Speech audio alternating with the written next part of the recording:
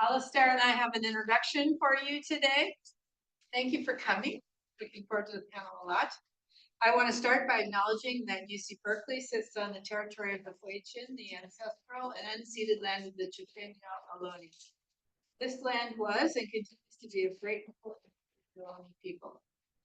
We recognize that every member of the Berkeley community has benefited and continues to benefit from the use and occupation of this land since the institution's founding in 1868.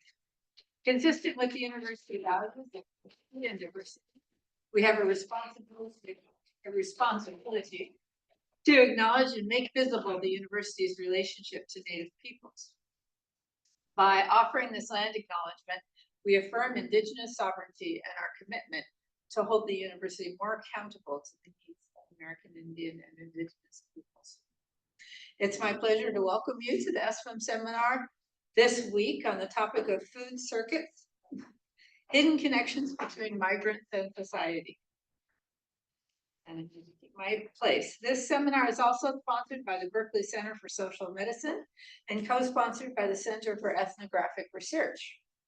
We're going to hear from Seth Holmes, postdoctoral researchers Anna Portilla, Mel Vizcarra, and Alexandra Fuebosen, I'm sorry, I didn't know how to pronounce that. Visual ethnographer Alessandra Tatik, and graduate student Paul Spirnak.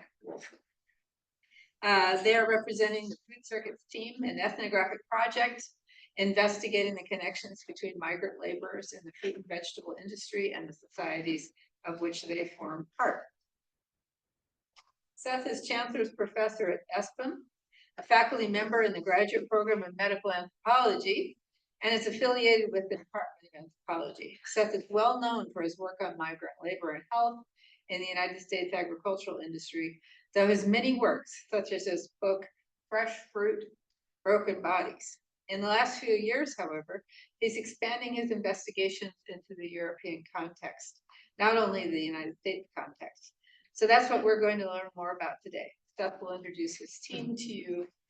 Please welcome everyone.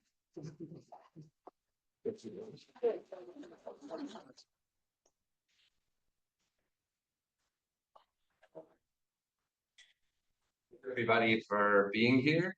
I see people I know from Germany who are here as visiting scholars from an undergraduate course studying environmental and health issues, from a project on heat and farm worker health, from a farm I know nearby, and then other people I don't know who I'd love to get to know, as well as Deborah Lustig and Lucine, whose last name I can't remember, from the Berkeley Center for Social Medicine and the Institute for the Study of Societal Issues here at Berkeley.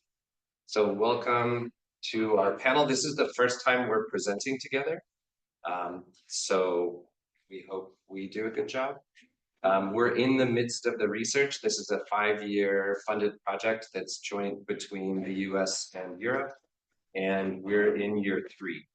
So we're working on 2 special issues of journals right now and films that we'll talk about, but we're not yet at the place where we have everything totally worked out. So we'll give you some preliminary analyses and talk about our fieldwork.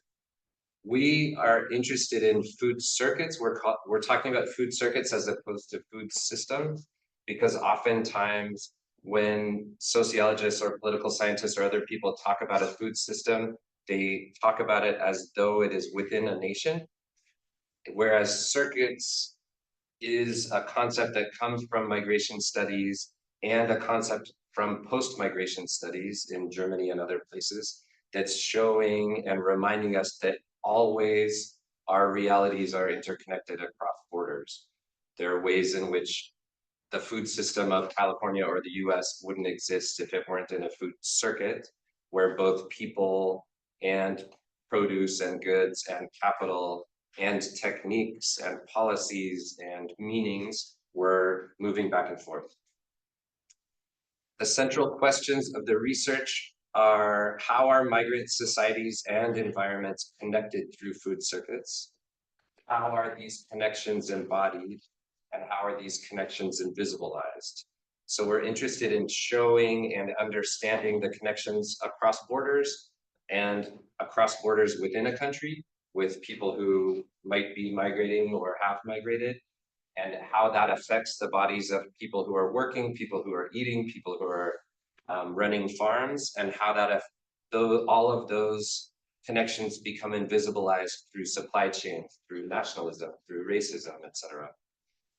The COVID pandemic highlighted in new ways the dependencies and relations between societies and migrants, including putting a spotlight on the working and living conditions and precarity of migrants working in seasonal agriculture that wasn't always acknowledged as much before.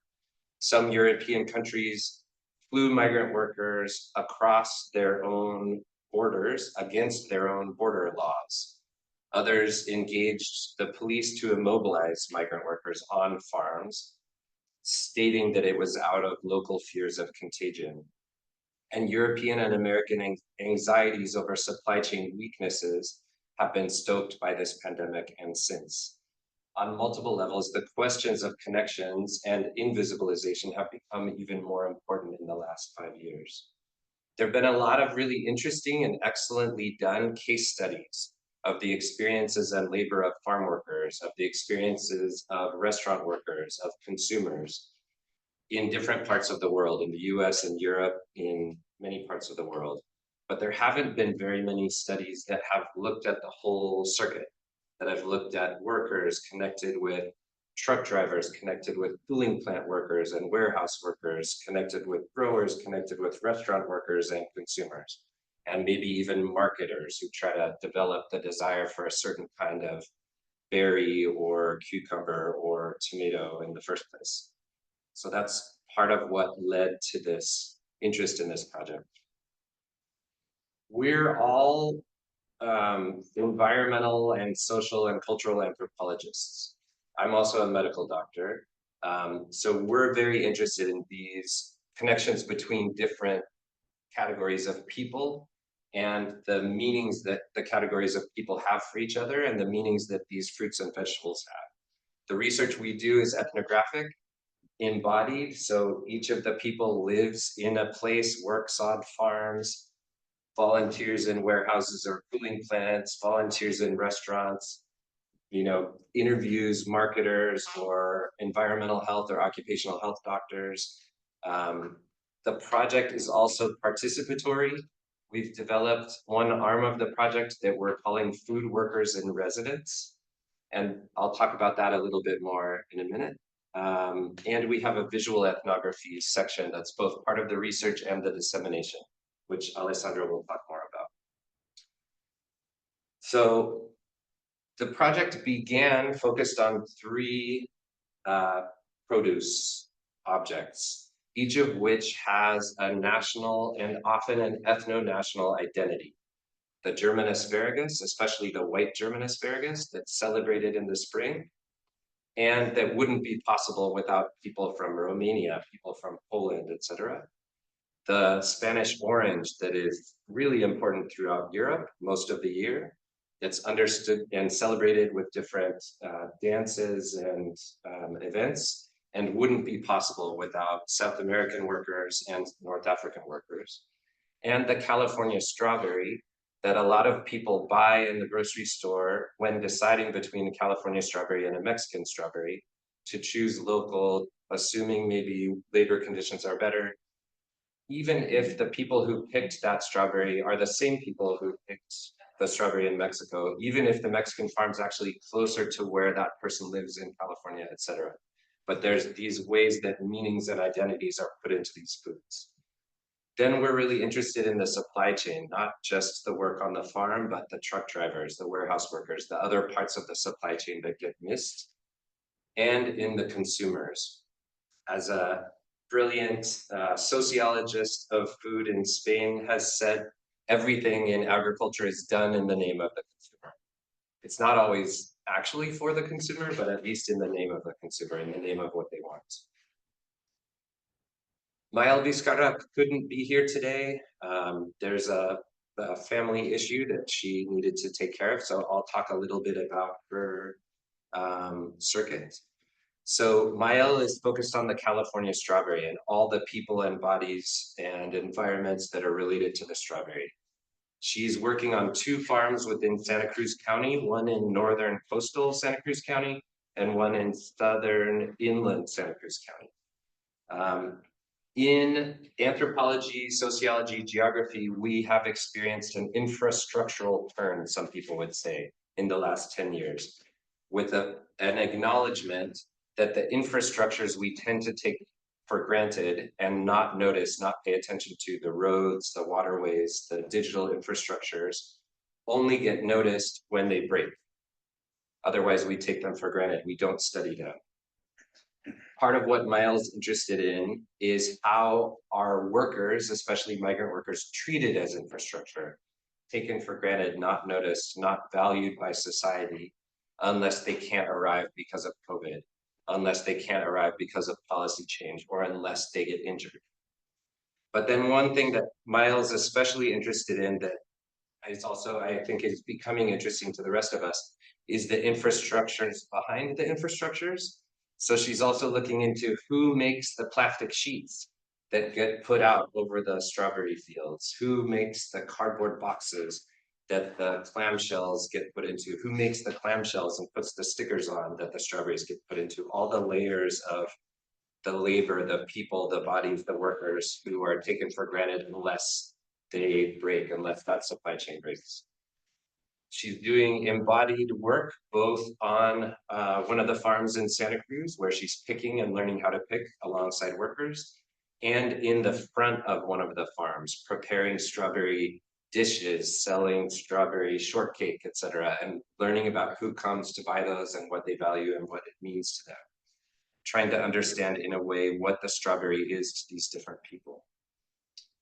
And then now I'll talk really briefly about the food worker in residence program. So this is a picture from last week, the week before, 2 weeks ago, on one of the farms in Santa Cruz Valley, where she's working with resident farm workers and H-2A farm workers. And she's focused on families, on men and women, on the different experiences and lives of men and women. In our branch that we're calling Food Worker in Residence, part of what we do is invite and pay farm workers or food workers, maybe transportation workers, maybe restaurant workers, to join our team for some days at the university and teach us and think with us and theorize with us and analyze with us. Hear us discuss what we're finding, tell us what they think we're missing. And today we're lucky to be starting one of the Food Worker in Residence, and we have Sergio and Juan, who I'll introduce a little bit later, who are here with us, listening to us, and they can tell you later if we're wrong, if there's anything else they want to add, or not, they don't need to. But now I'll introduce Paul Sterniak-Wolfer, who did his master's in anthropology and sociology at Central European University back when it was in Budapest, and moved to Vienna, and now is doing his PhD in social anthropology with a focus on heat and environment and labor at the University of Barcelona, and is part of this project.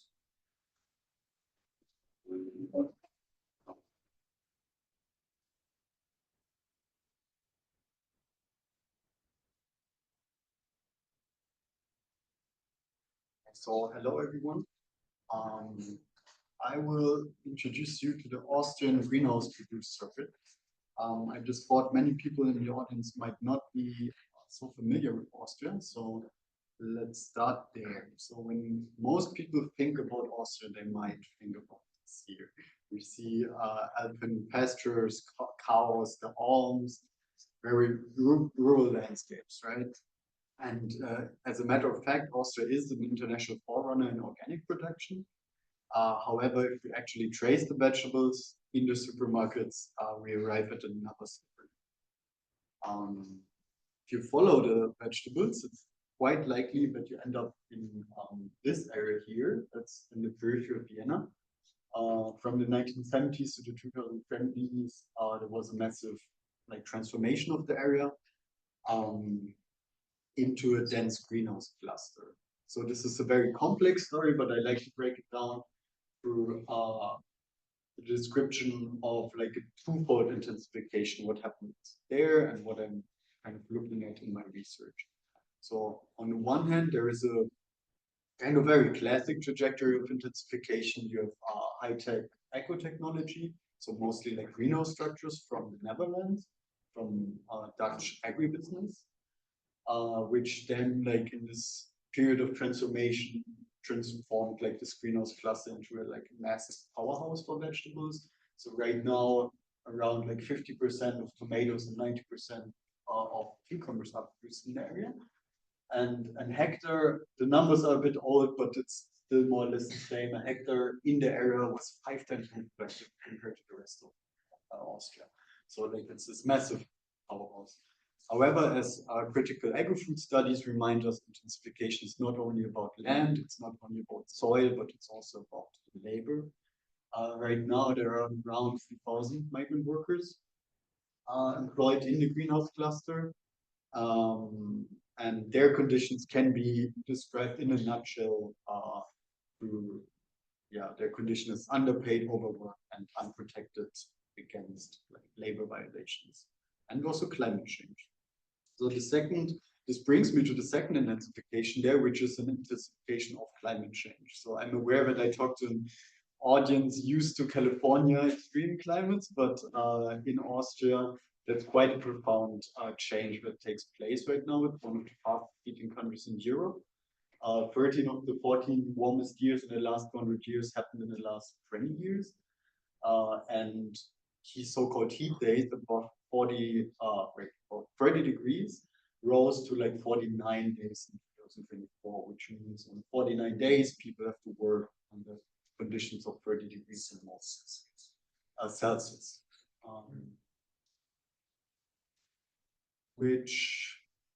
So that's kind of the broader context that I'm looking at. My ethnographic fieldwork started with being in kind of part of an activist group there and serving as a telephone point of contact for farm workers. So whenever Romanian-speaking farm workers would have a problem regarding legal or other challenges at their work, they can call me. And over time, this kind of ethnographic engagement got more complex. I did several periods of workplace ethnography, working in the greenhouse myself. I deepened relations to workers. I followed them like medical appointments, bank appointments, and even legal cases that are taking place right now in the moment we speak. And through them, basically, I got really interested in the topic of greenhouse microclimates. So on the left, you see a screenshot of a TikTok video of a Romanian farm worker in Austria. And it writes, which translates as, I got tired of being tired. And you cannot really see it, but you see it's the temperature here, it says 40 degrees Celsius, which is and this picture was done at 9 in the morning, so the workday was still ahead. Okay. And so in a very literal sense, we see the embodied entanglements of human bodies, plants, and green infrastructures. And just as a context of 40 degrees Celsius is around 100 Fahrenheit. At 9 in the morning. Which, however, is even intensified because it's a very humid microclimate. So it blocks the ability of the body to sweat, which makes the thermal strain even more. So, like as my broader question that I follow in the circuit and in my dissertation, I'm asking like, how does AgTech reshape labor-environment relations? And how do they become embodied, intensified, and invisibilized? And I'm looking at different parts here, which is one, of course, agrotechnology in the greenhouse. So I'm talking a lot, of course, about climate computers, retractable shade curtains, vent systems, and greenhouse microclimates. Then I talk a lot with workers about their labor experiences and their bodies in the greenhouse. So we have gendered, racialized, aged, and class experiences of heat here. And there is a whole kind of number of unaccounted accidents in the greenhouse that my research also deals with. And what I got interested here is that, like, even in case there is a registered workplace accident, it's rarely, the relation is rarely made if it was heat related or not. So, like, how could you assess if a worker who falls on a platform was suffering from intense heat stress, or due to some, like, inattention, or whatever the case might be regarding the worker's fault, right? So I think it's fair to say that like, we might just underestimate, like, the real extent of work-related workplace accidents that are heat-related workplace accidents that are taking place here. And then I got interested in, like, how the state deals with this phenomena, right? So we have the legal cases here, but also I'm talking a lot to occupational health and safety, practitioners, researchers, and thinking about whose knowledge counts in assessment. Thank you. Great, thank you, Paul. Paul's also leading a special issue of the journal Agriculture and Human Values that's looking at food circuits as infrastructures of injury and inequity. The way that food circuits themselves are in ways producing injury among certain people and reinforcing inequities in society. Thank you for doing that. Next, I will introduce Diana Tung, who did her undergraduate degree at Bryn Mawr University in the USA, although she grew up in Melbourne, Australia. You will hear an accent. She also studied here at Berkeley in a summer program during undergrad. Run by Mio Katayama, that's in the College of Natural Resources. And she did her PhD in anthropology focused on foods and human environment interactions at the Australian National University. Thank you very much, Seth, and thank you everyone for spending your afternoon with us. As Seth mentioned, I'm the newest member of the team, and I joined in July.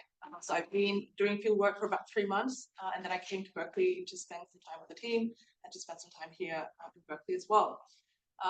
So I started field work around July up until about October, and so you'll see these are quite preliminary findings and observations, and also I'll tell you a little bit about my plans of what I hope to do when I get back there. So a bit of background about citrus production in Spain. The population is about 48 million people, and you can see it's slightly more than the California population. And in terms of area size, it's also slightly bigger than California, but not that much bigger.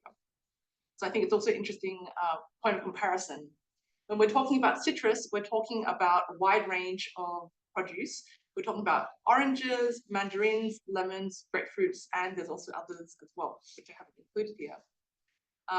In terms of citrus production by region, we have Valencia, that's the most famous one, and as we learned during our food trips here in California, they're called Valencias, not Valencian oranges. But Valencia accounts for 45% of the production in Spain, and these are numbers that can change year to year. And in Valencia, it's characterized by what people call minifundismo, so small-scale farming, and that's oftentimes lands that have been purchased in the grandparents' era, looked after by the parents, and then now as the kids are deciding whether they want to stay on as agronomists or become professionalized, these parcels tend to get smaller and smaller. So they end up with either 1 hectare or 2 hectare sized parcels. Valencia is also an interesting region to observe because of these climate changes that are making conditions different, more tropical, and so there's also some turn away from citrus to other produce such as avocados. We have Andalusia as the second biggest citrus producing region, almost at 40%, and we're talking about large scale production. And then Murcia is very interesting, much smaller at 13%, but called La Huerta de Europa. And Murcia is very interesting because it produces citrus, but also a lot of other produce that gets expanded and taken over to Europe. So even though it's a small player in the citrus industry, it really ties to and connects to Spain as a European food supplier. So from 2023 to 2024, Spanish orange production accounted for half of the 5.7 million metric tons that were produced in the EU. And the labor force is mostly from Latin America and from North Africa and Sub-Saharan Africa. And the pathways to farm work are usually migrants who turn to farm work due to work restrictions. They don't have their papers in order, and farm work is the area where there's least vigilance in terms of making sure that people have documentation and whatnot. So a lot of people fall into this category. They don't necessarily migrate with those intentions. Or there are also seasonal contracts from their countries of origin. That usually happens at a national level as well. And so some of the themes that I've observed in the few months that I've been in the field would be that the citizenship and the status of the migrants plays a huge part in the work conditions that they face when they're working. So it could be wage theft and late payments, which ends up forcing them into debt and a cycle of debt that is very hard to get out of. And oftentimes this includes relying on family members from the current country of origin to support their ability to live and work in Spain. Extreme heat, so 40 degrees is about 104 degrees Fahrenheit. And this is in August. This was a picture that I took while I was there in the middle of the day. You can see there's not very many people. And this is considered the off season, but it's the off season for most of the Spanish people. Whereas for the migrants that are coming from, that are migrants and farm workers, they're pruning the trees, they're doing lots of things in the farm. But a lot of people were telling me that I was there at the wrong time because there's no fruit hanging on the actual tree. The other observation I would say, and its line of inquiry that I'd like to continue, is this notion of exposure. I think we have done very interesting work in this team looking at conditions on the farm, but I'm also very interested in conditions in terms of transportation, of people going to work and the risks involved in that. And I'll refer to one case that happened in 2001, which was considered as an impetus for a lot of protocols that were put into place. And there was a car crash of a van driving farm workers to work, and it was overcrowded.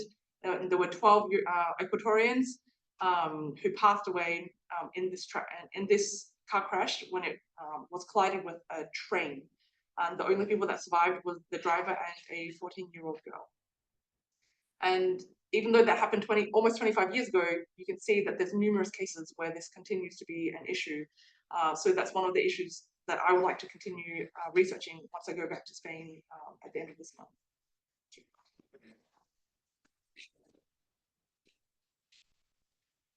Thank you, Diana. And next we have Anna Butler, who is in charge of the circuit looking at German asparagus and all the people involved in German asparagus, how they're related, how they become disconnected or invisibilized. She did her PhD in social anthropology at the University of Manchester and has been working as a professor at the University of Poznan in Poland and is part of this project working on asparagus. Thanks so much, Seth, and hello everyone. So let's start straight away. We don't have much time. So how come that among all vegetables produced in Germany, white asparagus covers the largest surface? Let me just go one further. Of all vegetables, as you see in the left image. So in the end, because it's a very labor-intensive crop, it's harvested manually in a short period, after which the fields cannot be used for anything else, since this rhizome plant stays in the field for 8 years. So how come? Well, the vegetable is considered a delicacy, and the harvest season celebrated in Germany as so-called Spargelzeit. Asparagus has a high social cultural currency in German society, and it is prepared for family gatherings, celebrated at regional festivals. I added asparagus festival poster from 1930, and it's consumed in formal and neat dinner contexts, as well as presented at regional and is presented as regional or German culinary heritage. In the GDR, where its production was restricted because it's supposed to be of low nutritional value and not serving the common goods, asparagus was still like very wanted and became a scarcity. Of course, a scarcity and turned into an informal currency for which people would buy sofas or cars. Yes, so I produced some asparagus dishes. This was presented on a feminist dinner party, and this was cooked by a family member of mine. Yes, so given the high cost in production and sale, white asparagus can be considered a luxury vegetable that works like a domestic cash crop, selling at higher prices than other vegetables. At the same time, it is claimed as a mass-produced seasonal essential crop due to its social cultural value within German society. Here you see like a advertisement. The demand and quantities and affordable prices for a luxury good does what it tends to do in most other cases. It affects the conditions under which the crop asparagus is produced, and it builds upon gendered and transnational labor availabilities. So who works in asparagus harvest? Germany's white asparagus production evolved on the back of rural local women first, see these archival images in the left corner, and was scaled up from the 1980s onwards through post-Cold War transnational seasonal labor migration. Workers originate today mostly from Romania, but also from Poland and other countries of Central Eastern Europe. The harvest is known to be very physically demanding. It requires technique not to injure the plant or the sprout. And despite this, in order to keep a low expense, keep it at low expense work, it is labeled as low skilled. Typically, we know the principles. On the image in the middle, you see Aurel, a former harvester who I visited in his home in Romania this year. And Aurel explained me his technique, which is engraved in his bodily memory after years still. Also engraved in his body is the morning in April on which he experienced a hypothermic shock while working in the rain, lacking sufficiently insulating work clothing. Jarek, another harvester on the left, is exposed to heat in late May. During the season from spring to early summer, farm workers work excessive hours at all weather conditions, earning minimum wage, often less. They sleep in shared crowded accommodation and have to endure a strict regime of work. Workers' rights are already compromised via special regulations for short-term seasonal migrant labor in Germany. Yet, in the prospect of a rise in minimum wages, the far right-wing party, AfD, which has a big rise at the moment, is campaigning for another special rule that would allow farmers to pay seasonal migrant farm workers less than German citizens. One of my interests is how communities of practice in asparagus normalize and enforce such inequalities. On the image here, you see German asparagus producers on an educational trip in France. In the lower right. Oh. They can't necessarily see sorry, that arrow. yeah. You see, yes, you see German asparagus producers on an educational trip in France, which I accompanied in October. They discuss farming concerns with French colleagues, plant health and pests, as well as more environmentally sustainable cultivation methods. And they compare farm worker issues, accommodation, arrangements, payment, days off, communication. Workers' health is not an issue here, though, and the workers themselves are absent from the educational trip. I'm asking, how can equality be unlearned rather than learned? I find first answers in an educational journey our team recently took to the Central Bay area, where our team met with farm workers and discussed their experience as well. As you have heard, today we're leaving for a program we call Farm Workers in Residence. Thank you. So the last presenter on the team is Alessandra Tatic, who did her master's in social and cultural anthropology and sociology at the Central European University when it was in Budapest. Yeah, last year. And then did her PhD in the School for Advanced Studies in Social Science at Paris, and won the Best First Film Award at the Jean Rouch Visual Ethnography Film Festival in Paris last year. And she'll be talking about the visual ethnography part of it. Thank you so much.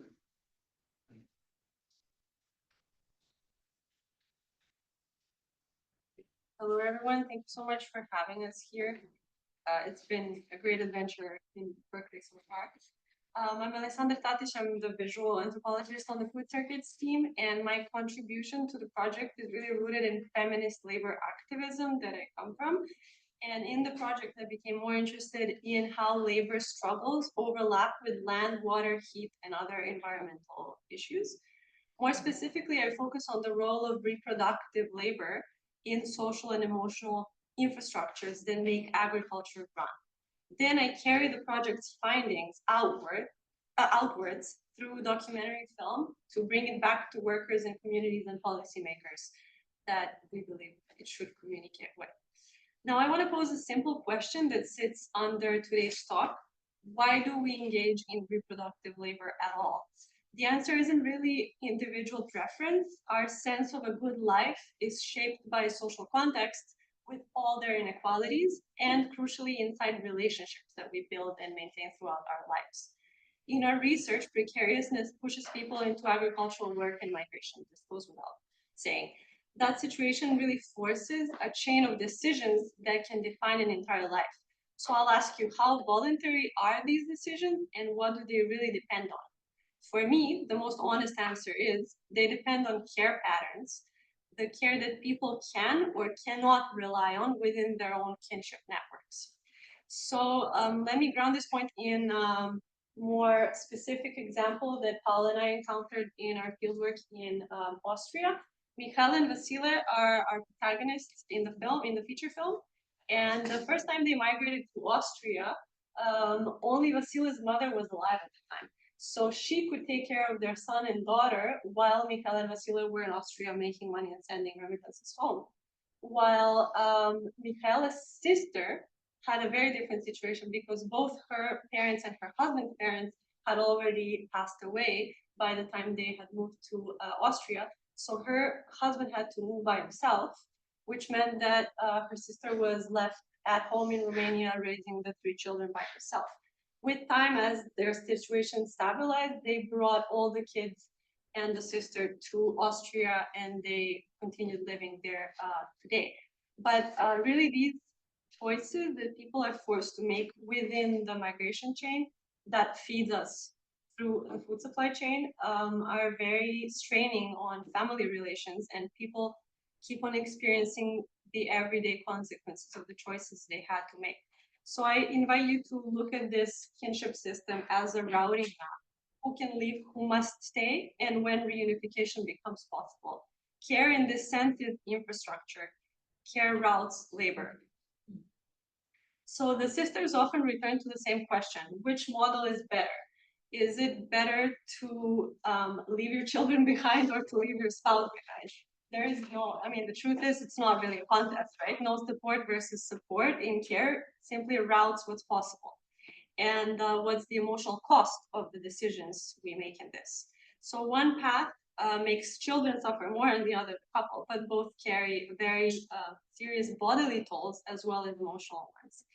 Now, a quick theoretical anchor in a Marxist sense, social reproduction refers to the reproduction of social relations over time, how inequality and wealth are transmitted across generations. However, the woman you see in the picture here is Silvia Federici, the author whose work anchors reproductive labor as the center of my analysis. And in the 1970s, she was a part of a very important social movement called Wages for Housework. And the argument was not only political, but also analytical, showing that housework and care are work. They reproduce labor power and therefore underwrite the entire economy. So wages for housework wasn't really only about pay, it was about visibility and valuation, where it circles back into food sector. In agriculture, this means that we are interested in seeing not only the hours in the field, but also the off-field work that keeps these hours possible. And before I play the teaser for our film that's in production, I would like to say that in food circuits, we think of film as a unique tool for both scientific research and dissemination. It allows for reciprocity in ways that other forms of research do not, because we can circulate the work back into the communities it came out of. And in this way, we can also reach unions, farms, community centers, classrooms, and policy spaces.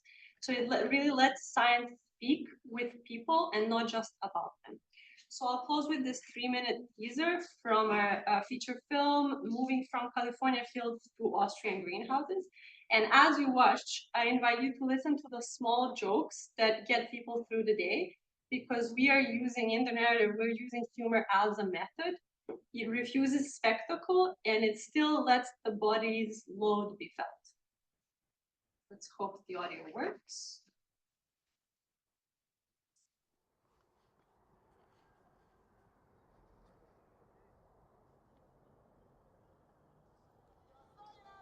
No, sorry.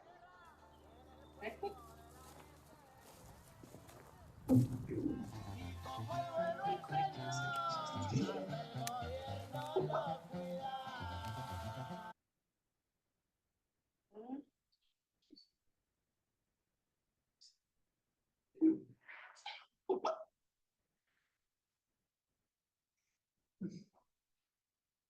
So should I see the couch? She tried. It wouldn't connect to the main system. Oh no, now it doesn't work either. If she's still here, we could try to get her.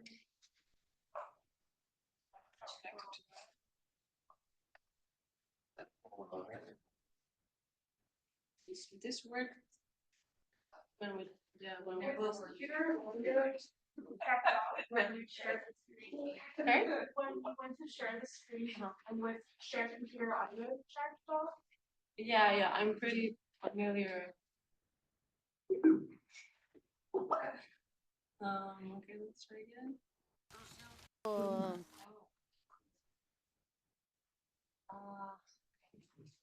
okay, I know what's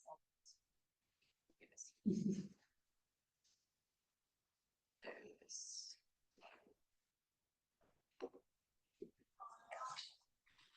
Still, it'll be quiet because it's from this Bluetooth, it's not from these. But hopefully you can hear.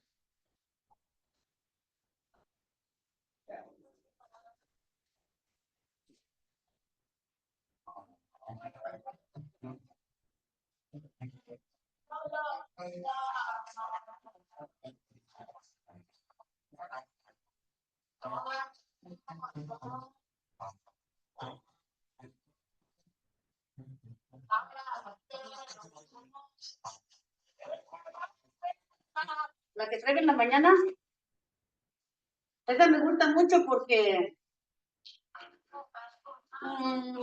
son como corridos, pero son como corridos prohibidos. Y al patrón le da risa porque dice que por qué me gusta. O sea, en México ya no puedes escuchar eso. Okay. Porque nuestra presidenta no quiere, porque son como como de drogas, marihuana.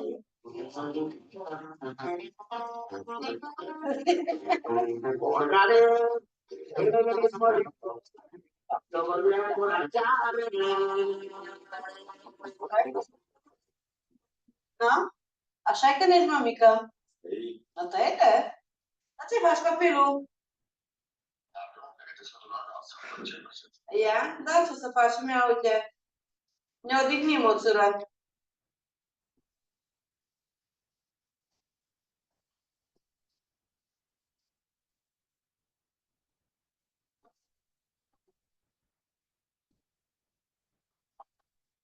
La noi în Austria în 2007, atunci, așa era. Și atunci, ca și acum, 3,30 € ne-au plătit prima dată și după 2 săptămâni ne-au dat 3,50 €. Și anul viitor ne-a dat 3,80 € și în următorul an ne-a dat 4 €. La oră. Într-un fel, poți să știi că ne-am asigurat bătrânețele. Când e la o vârstă, nu mai poți să faci anumite lucruri. Și atunci ne-a făcut în așa fel încât când ajungem la vârsta aia să ne fie mai ușor.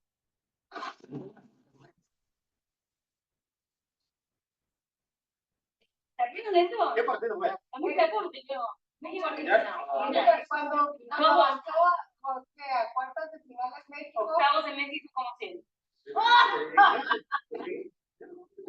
Ustedes me gustan a otros. No, yo no. No nos gusta ser así. No nos gusta sufrir. No somos masoquistas.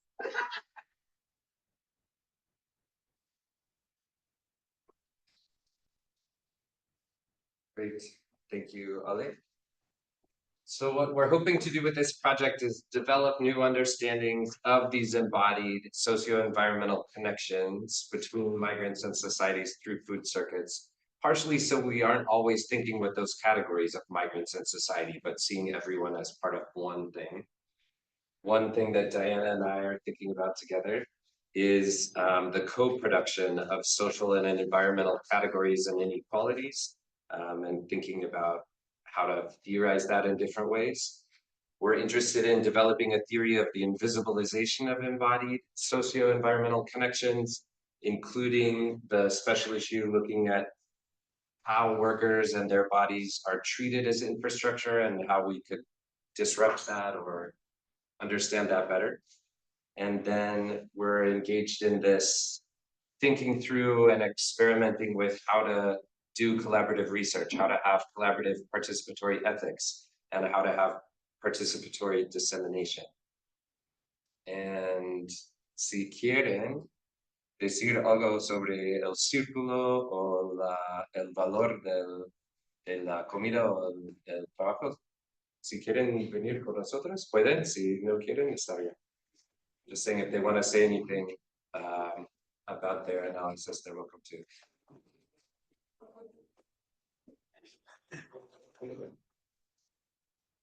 So I introduced Sergio and Juan are with us as part of the food worker residence. They go to one of the farms in California that we work with. And they were telling us some really interesting analysis of the experience of being a migrant worker. No sé si quieren decir las cosas que dijeron antes o lo que sea. Pues más nada, como trabajador, ¿no? ¿Verdad? Es la importancia, pues, que a veces le dan a uno de trabajador, básicamente. Y, o sea, tanto el trabajador como todos, somos como un círculo, ¿no? Que todos necesitamos de todos. O sea, si no funciona algo, obviamente ya no va a seguir rodando. Todos, somos de todos, pues. So I'll translate roughly and then voy a traducir un poco. Could you translate my translation in case you want to check it? So this is Sergio, and he said what's really important is that we as workers and all the people who eat the food that we provide, we're a circle. We're in a circle together. We depend on each other. We need each other. If the circle breaks, then we're all worse off.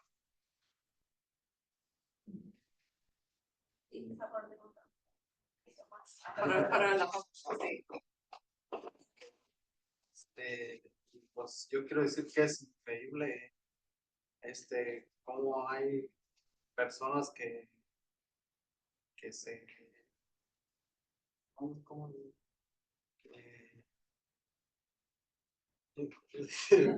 que se dedican pues a investigar lo que nosotros somos como productores de la comida que llega a nuestro lugar. Que como hay gente que le importa saber qué hay detrás de esas ricas fresas, de esa rica comida que llegan a nuestro One would say that we find it incredible that there are people who are interested in researching what they do as food workers and who they are as people who are behind the food that reaches our homes, and how important it is that there are people who are interested in their stories and in what they bring to the table. And who's behind the rich, flavorful strawberries that we eat. So that's the end of our presentation. We want to thank the farm worker families farm workers, the warehouse, cooling plant, transportation workers and families, the logistics workers, the restaurant workers, the growers, the unions, the multiple NGOs, the Pacifica Radio Down on the Farm program, the Cliff Family Foundation, the Clyde Rodriguez Support, the European Research Council, UC Berkeley, the University of Barcelona for supporting us. We're happy to be in touch, and we're happy to take questions. We also, there's food, snacks across the way in the conference center, so we can go get them and bring them back. I'm also wondering, I know some of you and you're all very interesting in different ways. I wonder if it would be too much time for each person to say one sentence about who they are. We don't have time. Okay, so then if you ask a question, introduce yourself.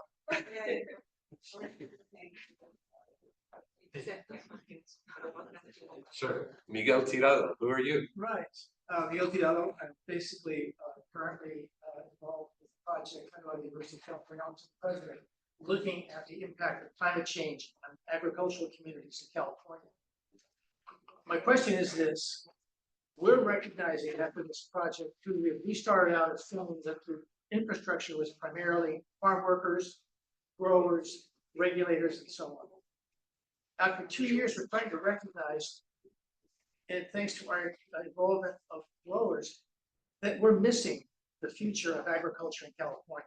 It's the digitalization of agriculture. Basically creating not only automation, but also resulting in a situation where the workers themselves are less and less, like you're saying, fixtures at all, and the decisions are being driven by basically these databases that are controlling not only the dissemination, for example, of efficient agriculture, but also the discounting of farm workers themselves. My question is this: is this happening also in the circuits that you're looking at, both in Europe and here in California? Yes, Paul, do you want to answer that one? Yeah, I mean, the topic of digitalization and automation is like huge. I think it's a very sector-specific question of like where, like which crops like technology can be applied. I think greenhouses show us like kind of a side of technology that like is thought of as adaptation tools, but actually talks about or thinks about crops, right? So like protection, cultivation, which is kind of the official designation of it. It's actually like it multiplies like the strain put on workers in this environment. For other contexts, I'm not sure how like all these We're working with Julie Guthman, who's also from UC Santa Cruz, thinking about ag tech. So the circuit that we're thinking about it most directly is Paul's in the greenhouses. But we just today received a commentary that with Julie Guthman which I haven't read yet, because I received it maybe 2 hours ago, but where we're going back and forth thinking about how technology is affecting agriculture right now. So, and she's focused especially on strawberries in California. Paul's focused on greenhouses in Europe, but mostly in Austria. But that's a great question. Yeah, a couple of weeks ago, we were at the field visit in the Central Valley, and we went to an orange sorting facility where the manager told us about an $8 million AI server that substitutes 400 workers. That in their sorts. warehouse. Yeah. That sorts oranges. And he was very, he had like a whole sales pitch on it as a company representative. But then when we asked him what does he personally think about it, he was pretty concerned and had an ambiguous answer. He said, and I quote, "I don't know what's going to happen for workers as we have more and more technology.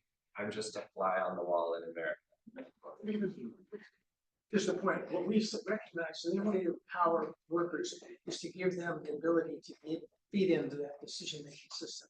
So we've created basically a mobile app funded by the University of California to provide empower workers to be able not only field complaints regarding their working conditions, but also to inform the growers of field conditions. So they are part of into the system.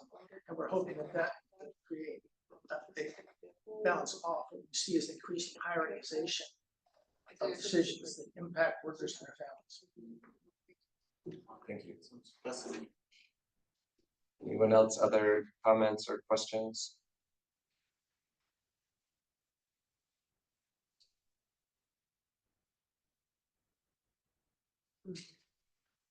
Alistair.